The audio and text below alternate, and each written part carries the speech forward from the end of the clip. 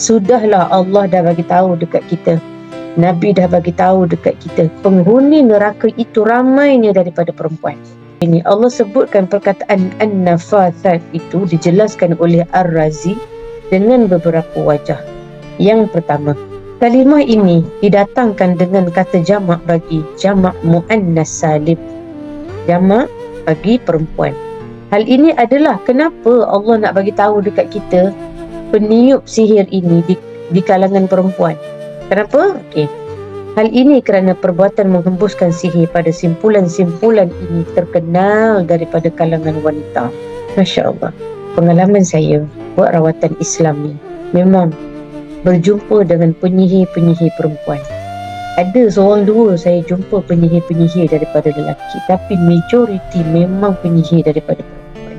Lagi kata Ar-Razi, di samping itu juga pengamalan hembusan sihir ini terdiri daripada ramai kaum wanita. Kenapa? Kerana mereka itu kekurangan ilmu. Saya kata, ibu-ibu tolonglah masuk kelas saya belajar tarbiyatul aulad.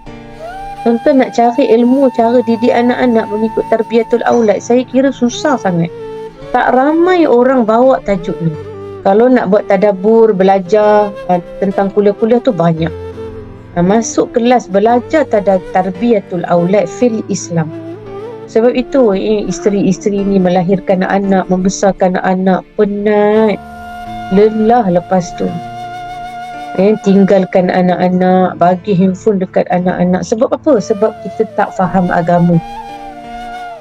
Kita duk fikir penat kita itu dan membesarkan anak-anak, maka bagilah gadget seorang satu. Duduk diam-diam, mak penat ni.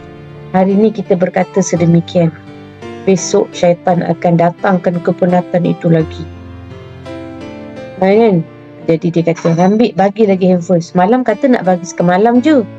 Akhirnya anak itu dirosakkan di atas tangan ibu yang tidak faham tanggungjawabnya dan peranannya sebagai ibu yang nak mentauhidkan Allah sebenarnya.